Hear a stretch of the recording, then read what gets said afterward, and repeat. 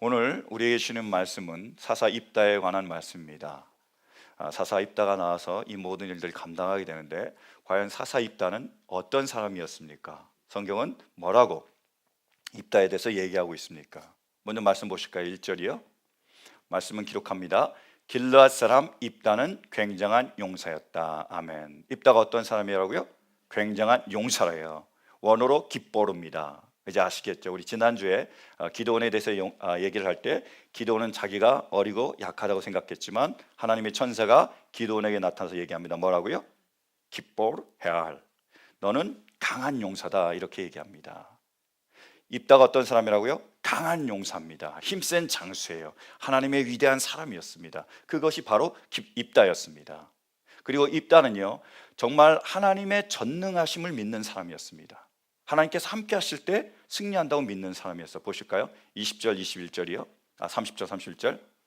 그때 입다가 주님께 서원하였다. 하나님이 암몬 자손을 내 손에 넘겨주신다면 내가 암몬 자손을 이기고 무사히 돌아올 때 누구든지 내 집 문에서 먼저 나를 맞으러 나오는 그 사람은 주님의 것이 될 것입니다. 내가 번제물로 그를 드리겠습니다. 자, 입다가 어떤 사람이라고요? 강한 용사입니다. 굉장한 용사였어요. 근데 암몬 자손 그 족속과 싸울 때에 자기의 힘으로 나가 싸우지 않습니다. 그리고 입다의 주변에 많은 사람들이 모여들었습니다. 그리고 그들의 힘을 의지해서 그들과도 싸운 게 아니에요. 자기 힘도 의지하지 않고 자기 주변에 있는 사람의 힘도 의지하지 않았습니다. 뭘 의지하죠? 하나님의 능력을 의지하는 거예요. 하나님은 전능하시다. 하나님께서 나와 함께 하시면 우리가 전쟁에서 승리할 수 있다. 그러니까 하나님 나를 도와주십시오라고 얘기하고 있다는 거예요. 하나님의 전능하심을 믿는 사람이었습니다. 그래서 결과가 어떻게 됐을까요? 32절 33절. 그런 다음에 입다는 암몬 자손에게 건너가서 그들과 싸웠다. 주님께서 그들을 입다의 손에 넘겨주시니 그는 아로에에서 민니까지 20성읍을 쳐부수고 아벨 그라밈까지 크게 무찔렀다. 그리하여 암몬 자손은 이스라엘 자손 앞에 항복하고 말았다.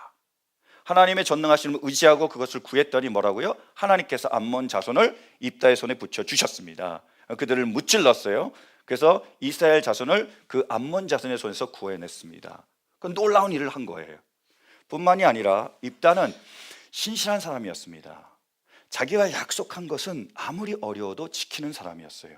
계속 보실까요? 34절.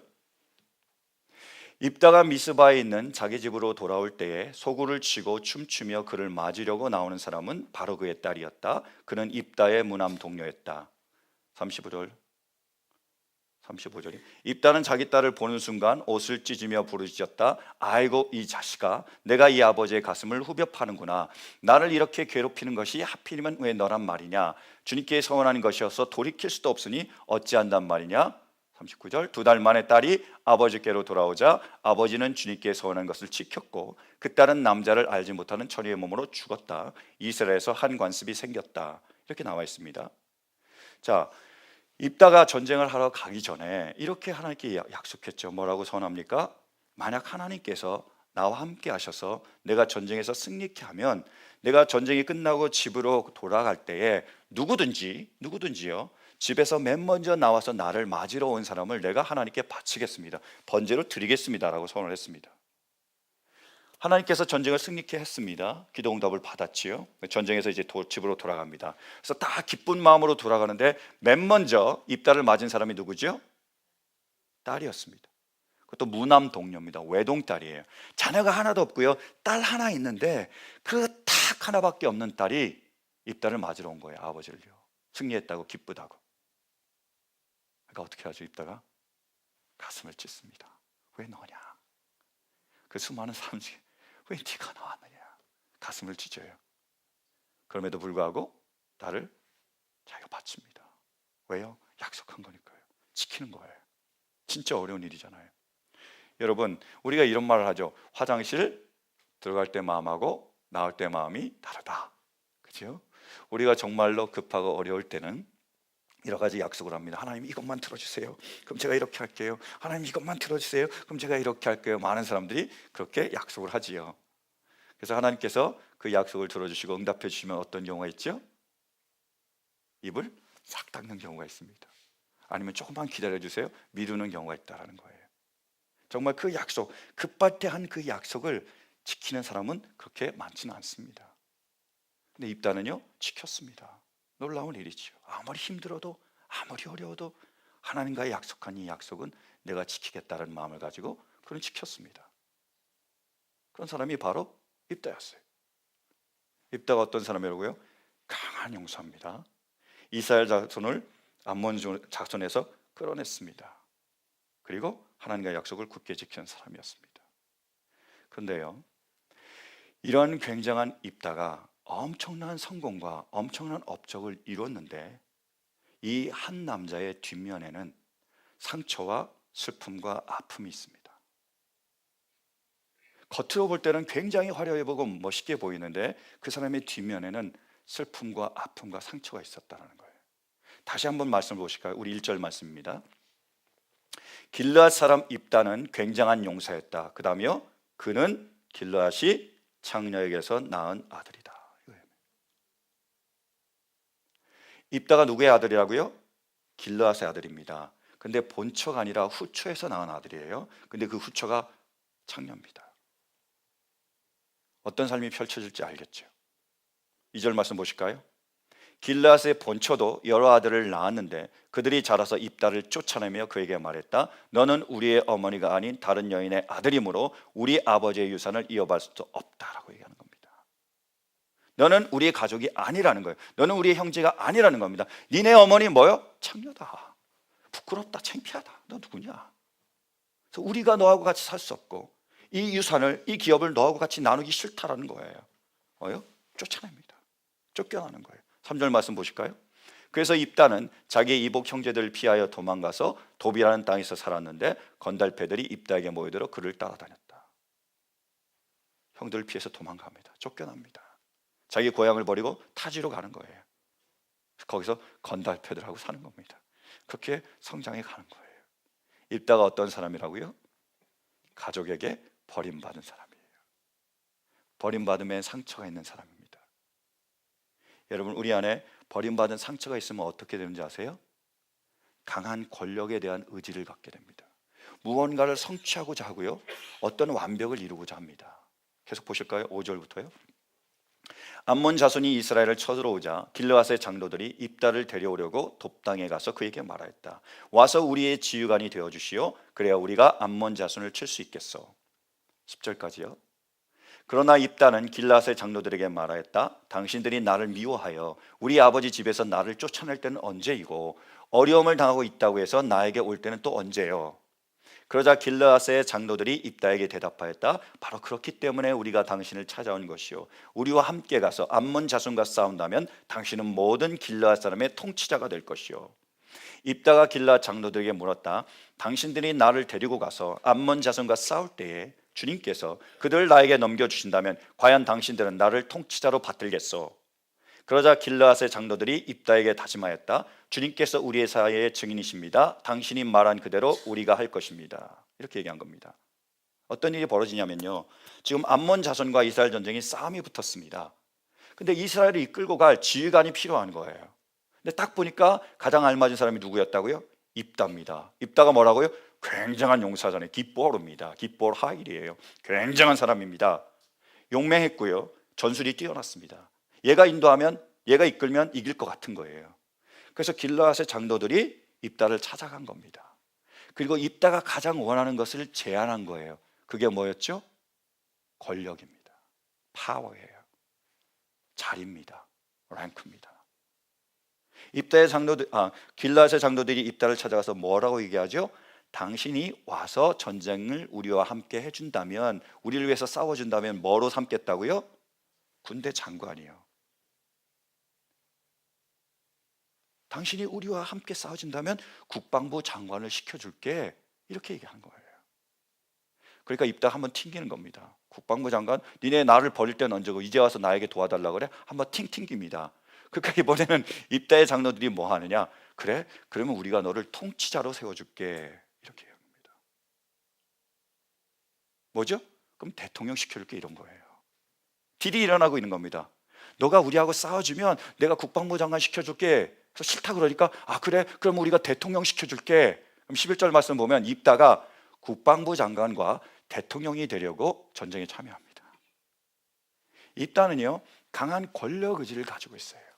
왜 그러냐면 상처를 입은 사람의 특징이 바로 그거기 때문입니다. 폴 투르니에가 쓴 고통보다 깊은이라는 책이 있습니다. 그 책에서 투르니에는 이렇게 얘기해요. 그 박사는요, 제네바의 렌치니크 박사는 의학과 위생학지에 고아가 세계를 주도한다라는 논문을 발표했다. 그는 세계사의 흐름에 지대한 영향을 끼친 정치가들의 전기를 읽기 시작했다. 얼마 지나지 않아 그는 그들 모두가 고아였다는 놀라운 사실을 발견하고 깊은 인상을 받았다. 어떤 이들은 유년기나 청소년기의 아버지를 잃었고, 어떤 이들은 어머니를, 또 어떤 이들은 양친을 모두 잃었다. 아버지 없이 자라거나 아버지에 관해 전혀 모르고 자란 사생아도 있었다. 어떤 이들은 부모에게 거부당하고 버림받았다. 정치에 뛰어들어서 세계를 흔드는, 세계사의 역사에 가장 중요한 일을 맡았던 그 많은 지도자들이, 왕들이, 그런 제후들이 어땠다고요? 고아 출신이었다는 거예요. 아니면 부모에게 버림받은 사람들이 많았다는 겁니다. 그 사람들이 누군지 아십니까? 이제 리스트를 써놨는데, 알렉산더 대왕, 시저, 찰스 5세, 루이 14세, 그 다음에 미국으로 넘어오면 조지 워싱턴, 또 나폴레옹, 히틀러, 레닌, 스탈린. 여러분, 빌 클린턴은 어땠죠? 버락 오바마는 어떻습니까? 그 뛰어난 업적을 가진 사람들이, 정치계에 뛰어들어서 세상을 지휘했던 많은 사람들이 고아 출신, 버림받은 사람들이 많았다는 거니까 왜 그러느냐 살펴보니까 이렇게 얘기합니다. 우리는 강연을 통해 한 아이가 제대로 성장하기 위해 아버지와 어머니가 각자의 역할을 조화롭게 수행하는 것이 얼마나 중요한지를 보여주고 있다. 그런데 세계사에서 가장 결정적인 영향력을 발휘했던 사람들에게 바로 이런 점이 결여 모자랐다는 것이 대번에 알게 된 것이다. 내 동료 렌치니크 박사는 이 놀라운 발견으로부터 정치적 권력 의지의 기원에 관한 새로운 이론을 이끌어냈다. 정서적 좌절로 인해 생긴 불안정이 이 아이들에게 이례적인 권력 의지를 불러일으켰으며, 이러한 의지로 그들은 정치계에 들어섰다는 것이다. 세계를 변화시키고 가능한 한 크게 성공하겠다는 목표를 가지고 말이다. 여러분, 누군가의 버림을 받으면 어떤 느낌을 갖는지 아십니까? 내가 모자랐기 때문이다. 내가 잘못했기 때문이라는 생각을 갖는다는 거예요. 그래서 어떻게 하게 되죠? 그럼 내가 완벽해져야 된다. 아니면 내가 무언가를 이루어야 된다. 그 업적을 내가 남겨야 된다는 생각을 하게 되는 거예요. 그래서 버림받은 이 상처를 보상하기 위해서 뭔가 높은 자리에 가고 뭔가 큰 권력을 차지하고, 그리고 무언가 대단한 사람이 되려고, 완벽한 사람이 되려고 열심히 노력한다는 거예요. 그래서 그렇게 열심히 노력하니까 신문대로 거둔 경우가 많다는 겁니다. 입다도 마찬가지였어요. 입다가 어떤 사람이라고요? 가족에게 버림받았습니다. 상처가 있어요. 이 상처를 보상받기 위해서 그는 높은 자리, 국방부 장관, 대통령이 되길 원한 겁니다. 뿐만이 아닙니다. 이 버림받은 상처는요, 하나님과의 우리와의 관계도 가로막아요. 이 상처가 치유되지 않으면, 회복되지 않으면요, 하나님과의 우리의 관계가 온전해질 수 없습니다. 지금 입다가 보여주는 하나님과 입다의 관계는요, 조건적인 관계입니다. 입다는요, 하나님이 전능하심은 믿었어요. 이분이 도와주시면 내가 잘 된다고 믿었습니다. 근데 조건적이에요. 입다가 지금 나와서 뭐라고 얘기하고, 다시 보실까요? 30절 31절. 자, 입다가 하나님께 나왔습니다. 이렇게 얘기하고 있습니다. 그때 입다가 주님께 서원하였다. 뭐요? 하나님이 암몬 자손을 내 손에 넘겨주신다면 내가 암몬 자손을 이기고 무사히 돌아올 때에 누구든지 내 집 문에서 먼저 나를 맞으러 나오는 그 사람은 주님의 것이 될 것입니다. 내가 번제물로 그를 드리겠습니다. 이렇게 얘기했다는 거예요. 하나님이 나를 승리케 하시면 내가 가장 귀한 걸 번제물로 드릴게요 라고 얘기했습니다. 그래서 누구를 드리게 되는 거죠? 단통녀. 딸이, 아버지는 승리했는데 자기는 죽임을 맞이하게 되는 거예요. 조건적입니다. 이걸 해주면 내가 이렇게 할게, 이거 해주면 내가 이렇게 할게요. 여러분, 하나님이 그런 분이십니까? 안타까운 거예요. 입다가 하나님께 나와, 하나님, 저는 하나님의 전능하심을 믿을 뿐만 아니라 전능하신 하나님을 믿습니다.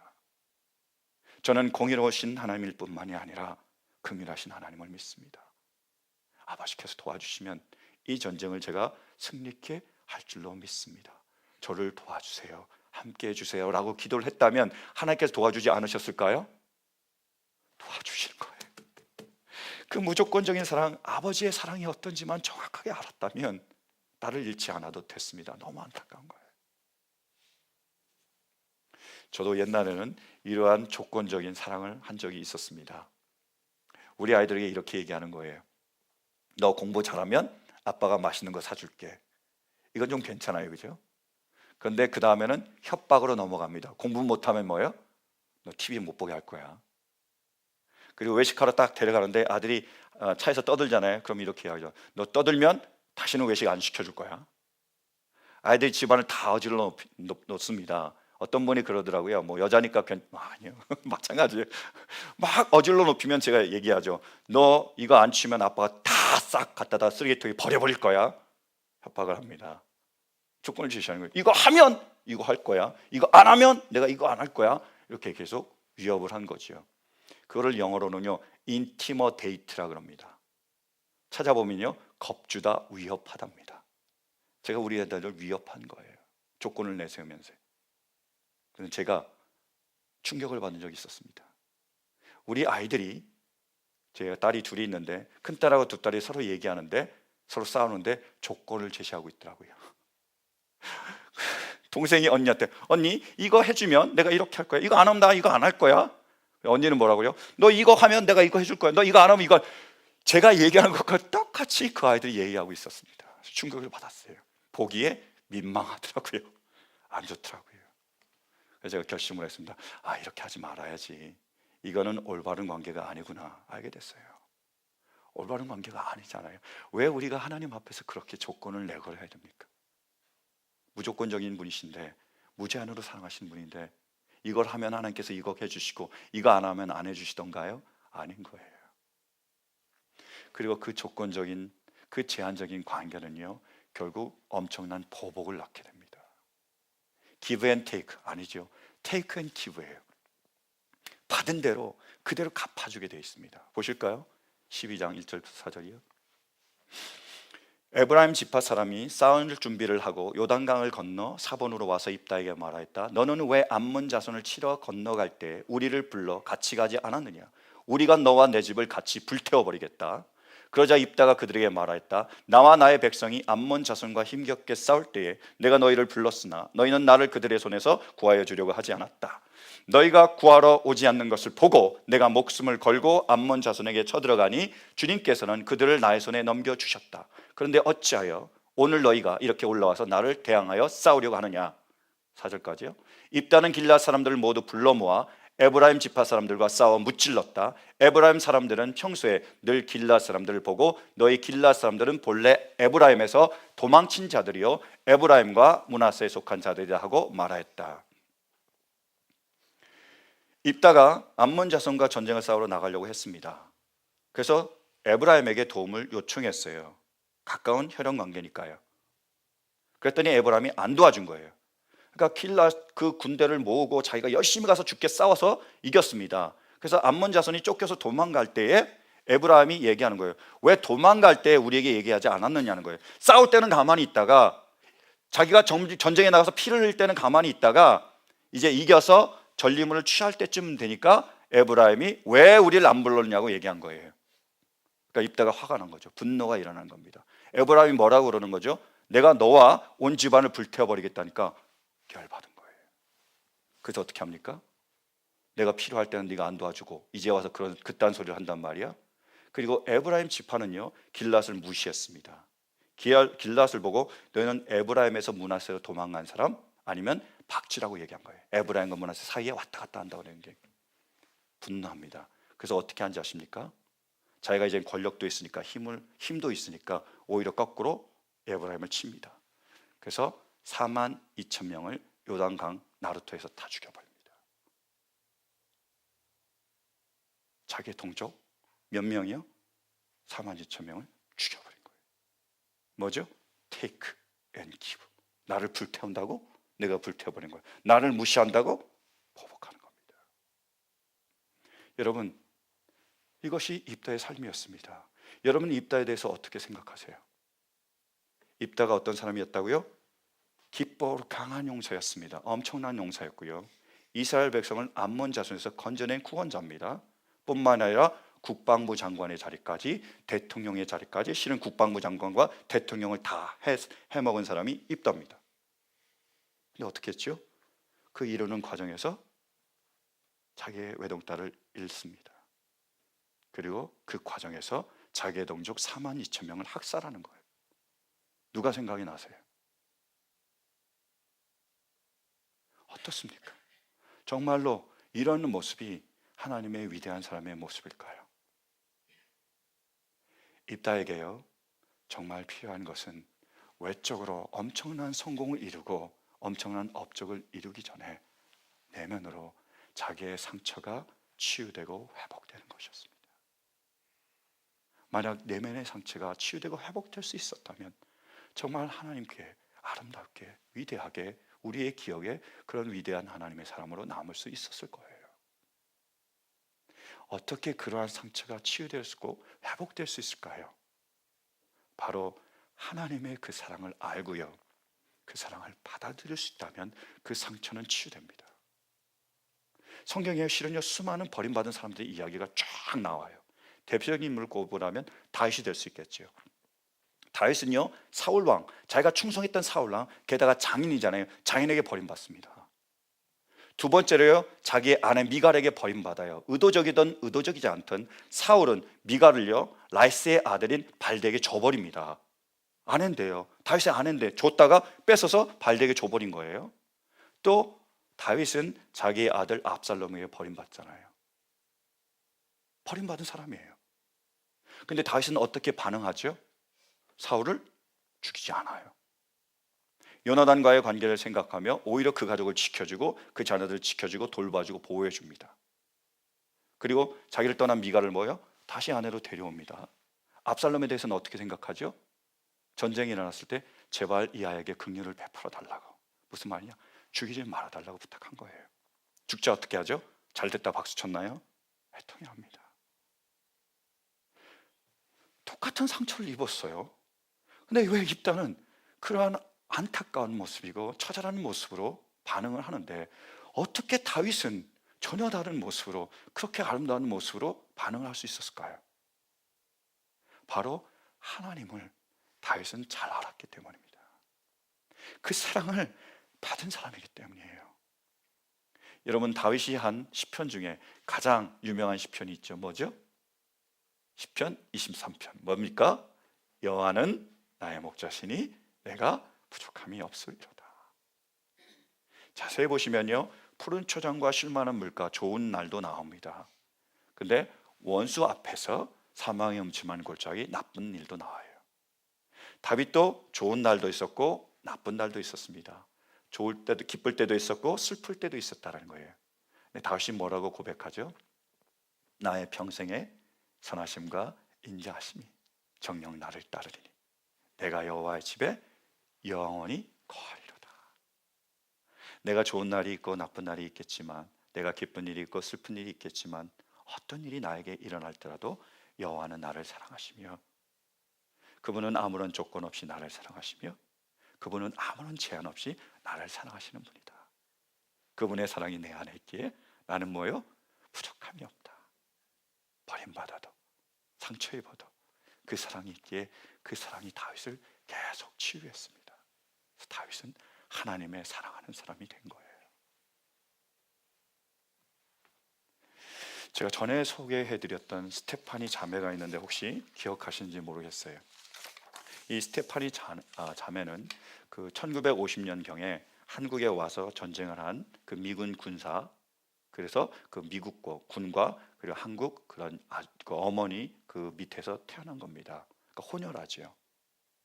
그런데 그 아버지가 일찍 떠나버리고 자기가 한 3살쯤 되었을 때 어머니가 재혼을 하게 돼요. 딸이 걸리잖아요. 그래서 버림받습니다. 기차로 보내가지고요, 거짓말을 해가지고요, 결국 버림받아요. 아버지도 나고 어머니도 떠납니다. 그리고 혼혈하잖아요. 튀기라고 놀림을 받고 고아로서 이 세상을 얼마나 힘들고 어렵게 살아가는지 모릅니다. 그러다가 하나님의 은혜로 고아원에 있을 때에 미국에서 온 선교사 부부에 의해서 선택됩니다. 입양이 돼요. 미국에 같이 가서 생활하게 됩니다. 근데 입양이 돼서 그 양부모님 밑에서 그런 사랑을 받으면서 계속 생활하는데 그 마음의 그 상처, 버림받은 그 상처는 완전히 치유되지 않은 거예요. 그래서 이렇게 간증을 합니다. 제 딴에는 주님을 사랑했어요. 하지만 제 안에 상처가 너무 많았죠. 두려워서 사람들에게 고통을 내보이지 못하는 게 제 문제였어요. 엄마 아빠가 제 고통을 보면 절 도로 고아원으로 보낼 것만 같았거든요. 선생님이나 친구들이 제 고통을 보면 부모님에게 이를 것 같았고요. 집 없는 아이로 지낸 삶을 부모님에게 들키고 싶지 않았어요. 버림받을까봐 두려웠던 거예요. 17살 무렵까지 계속 그랬습니다. 그때 우리는 인디애나주에 있는 작은 마을로 이사해서 아버지는 거기서 목회를 하셨어요. 저는 어떻게든 한국인의 흔적을 지우려고 안간힘을 썼어요. 고등학교에 아시아인은 저뿐이었는데 저는 완벽한 미국 여자가 되고 싶었던 거예요. 그래서 축제 때 여왕으로 뽑힌 적도 있고 모범 시민상도 탔어요. 하지만 밤마다 잠자리에 들 때면 모든 게 발각돼서 부모님의 사랑을 잃는 건 아닌지 죽도록 두려웠어요. 17번째 생일을 앞둔 그해 여름에 제가 짜증을 부리며 뻐러통해 굴자 엄마가 부드럽게 지적을 하시더군요. 보란듯이 얼른 제 방으로 가 방문을 꽝 닫고 거울을 봤어요. 여전히 제가 한낱 튀기에 쓰레기처럼 느껴지더라고요. 침대 이불 속으로 기어 들어갔습니다. 잠시 후 아빠가 문을 열고 부드럽게 스테파니 하고 부르시더군요.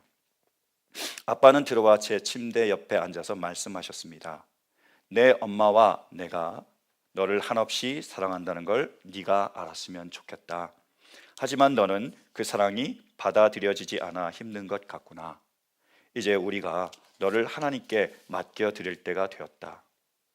저도 목사의 딸이니까 성경을 알았겠죠. 하지만 아빠는 그것으로 만족하지 않고 이렇게 말씀하셨어요. 스테파니, 예수님에 대해 말해도 괜찮겠니? 저는 조금 망설이다 그러시라고 했죠. 아빠는 제게 예수님을 생각해 보라고 하셨어요. 그분이 제 심정을 아시며 그분만이 절 도우실 수 있다고요. 그리고 저 혼자 두고 나가셨어요. 그 순간까지 저는 예수님을 하나님의 아들로만 생각했어요. 그분이 이 땅에 오신 거야 당연히 알았지만 그분이 저를 이해하신다는 생각이 든 건 그날 밤이 처음이었습니다. 그분도 제 입장이 되어 보셨던 거예요. 사실 그분도 일종의 튀기였잖아요. 아빠, 그러니까 이 땅의 아버지가 친아빠가 아니었으니까요. 그분도 어렸을 때 집더미를 덮고 잡고 사람들에게 조롱과 학대도 당했습니다. 사람들이 그분을 죽이려고 쫓아다녔으니까요. 그제야 깨달아지더군요. 아, 예수님이 나를 이해하신다는 아빠 말이 이런 뜻이구나. 그래서 그날 밤 아빠가 나가신 뒤에 혼자 기도했어요. 멋진 기도는 아니었지만요. 하나님, 당신이 우리 엄마 아빠가 말한 그런 분이라면 지금 당장 무언가를 해주세요. 그러자 그분은 정말 해주셨어요. 제 눈물이 터진 거예요. 몇 년째 울지 않았거든요. 울 수가 없었어요. 학대와 놀림을 당하면서 울수록 고통이 더 심해진다는 걸 깨달았으니까요. 그런데 그날 밤 제 안에서 뭔가 차갑게 굳어있던 것이 무너져 내렸어요. 저와 하나님 사이를 가로막던 벽이었지요. 마침내 그분이 제게 눈물을 흘리게 해주신 거예요. 도저히 멈출 수가 없었어요. 통곡을 하니까 엄마 아빠가 방으로 오셨어요.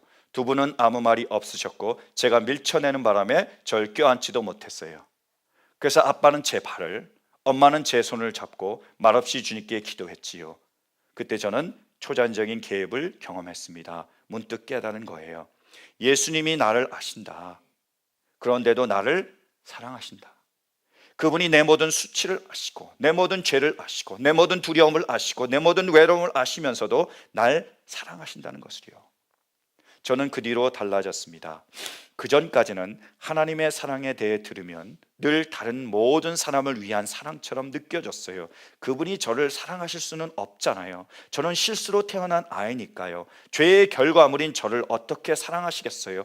혼혈아를 어떻게 사랑하시겠어요? 저는 사랑받으려면 무슨 자격이 있어야 되는 줄 알았어요. 그게 하도 뇌리에 박혀 있다 보니 입양되고 나서 부모님에게 하나님의 사랑에 대해 들을 때도 이렇게 생각한 거예요. 나는 강간당했으니 그분이 사랑하실 수 없어. 학대받았으니 사랑하실 수 없어. 마음속에 지독한 분노가 있으니 사랑하실 수 없어. 아빠는 나더러 용서해야 한다는데 나는 용서할 마음이 없으니 이런 나를 하나님이 어떻게 사랑하시겠어? 그런데 그날 밤 그분이 그런 나를 사랑하신다는 깨달음이 온 거예요.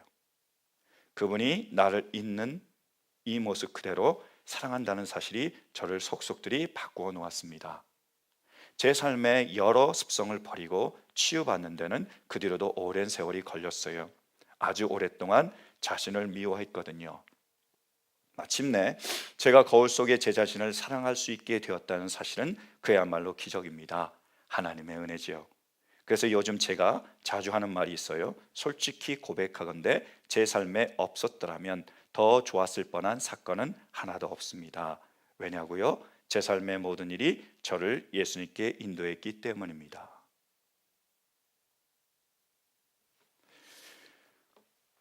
저는 스테파니 자매하고 비교할 수는 없지만 그래도 저에게 제가 가진 상처가 있었습니다. 외로움과 그리고 버림받는 듯한 느낌이 있었어요. 그래서 제가 중학교 때 저희 집이 2층이었는데 그 2층 집에서 밑을 내려다보며 여기서 떨어지면 어떻게 할까? 어떤 느낌일까? 어떤 일이 벌어질까를 생각해 본 적도 있습니다. 그래서 저는 그 당시에요. 식판을 받으면 혼자 가서 앉지 않았습니다. 그래서 카페테리아 같은 데 있잖아요. 그럼 음식을 이렇게 받게 되잖아요. 그래서 저 혼자 먼저 음식을 받으면 저는 기다렸습니다. 다른 사람들이 가서 자리에 앉을 때까지요. 왜 그러냐면 제가 음식을 받습니다. 그래서 넓은 테이블에 가서 제가 딱 앉았어요. 다른 사람들이 안 올까 봐. 저 혼자 밥을 먹게 될까 봐 그게 두려웠습니다. 그게 외로웠어요. 그래서 저는 기다렸습니다. 다른 사람들이 가서 그 자리에 앉아서 몇 명이 앉으면 그 옆에 가서 이렇게 앉아서 밥을 먹는 거죠. 그런데 저도 말씀을 통해서 요한복음을 읽으면서 예수님의 사랑, 하나님의 사랑을 경험하게 됐습니다. 그분이 모든 사람을 사랑하실 뿐만 아니라 저를 사랑하신다는 사실이 깨달아졌습니다. 받아들여졌어요. 그리고 제가 사랑받는 사람이라는 것, 목숨을 다해 사랑받는 사람이라는 그 사실, 그 진리를 알게 됐습니다. 그때부터 놀라운 거 뭐냐면 외롭지가 않아요. 신기하죠? 그때부터는 저 혼자서 아무렇게나 가서 밥 먹어도 아무렇지도 않았습니다. 놀라운 일이었습니다. 여러분, 하나님이 우리를 사랑하세요. 어떻게 해요? 아무런 조건 없이. 잘났거나 못났거나 키가 크거나 작거나 잘생겼거나 못생겼거나 공부를 잘하거나 못했거나 성공했거나 실패했거나 하나님은 아무런 조건 없이 그 조건 때문에 우리를 사랑하신 것이 아니라 아무런 조건 없이 우리를 사랑하세요. 그리고 무제한적으로 아무런 제한 없이 우리를 사랑하십니다. 어제도 사랑하셨고요, 오늘도 사랑하시고요, 내일도 사랑하시고요, 영원히 사랑하세요. 그분의 사랑에서 우리를 끄는 건 아무것도 없습니다. 그분은 영원히 우리를 버리지 않고 떠나지 않으신 거예요. 그런데 그것이 나의 사랑이 되어야 됩니다. 듣는 것으로 끝나지 않고 그 사랑을 내가 느끼며 그 사랑을 받을 수 있어야 된다는 거예요. 그랬을 때 우리가 상처되며 우리가 치유될 수 있는 겁니다. 제가 오늘 예배를 준비하며 특히 설교 말씀을 준비하며 우리 중부기도팀에 기도를 부탁드렸습니다. 이 예배를 통해서 주님의 치유와 회복이 일어날 수 있게 해달라고요. 말로 안 되니까 하나님께서 역사하셨어요.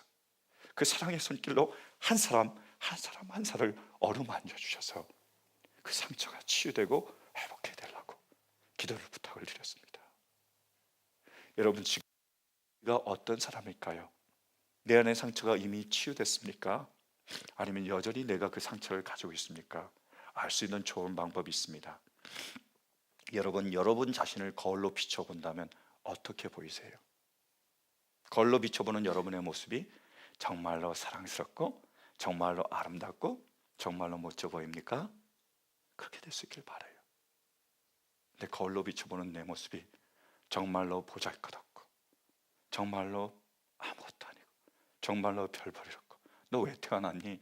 라는 말이 나온다면 우리에게 치유가 필요합니다. 회복이 필요합니다. 왜요? 우리는 하나님께 그런 사람들이 아니기 때문에. 하나님 앞에 우리는 하나님이 사랑하신 자여 기뻐하는 자입니다. 그게 우리의 본 모습이에요. 상처가 있으면 이것을 가로막습니다. 그걸 보지 못하게 한다는 거예요. 간절히 기도하며 말씀을 전합니다.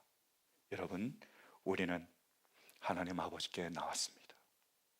이 시간, 비록 짧은 시간이지만 하나님을 만나는 은혜가 있을 수 있기를 간절히 바랍니다. 그리고 그분의 사랑을 구함으로 그분의 사랑이 우리 가운데 임할 수 있게 되기를 간절히 바랍니다. 그분의 사랑으로 우리의 상처가 치유되고 우리의 정말로 아름답고 사랑받는 그러한 모습을 회복할 수 있게 되기를 간절히 바라요. 우리 주변에 나아가 그 상처 입은 사람들을 치유할 수 있는 상처 입은 치유자가 되는 그 은혜가 우리에게 임할 수 있게 되기를 간절히 축원합니다. 우리 주님께 기도는 나아가기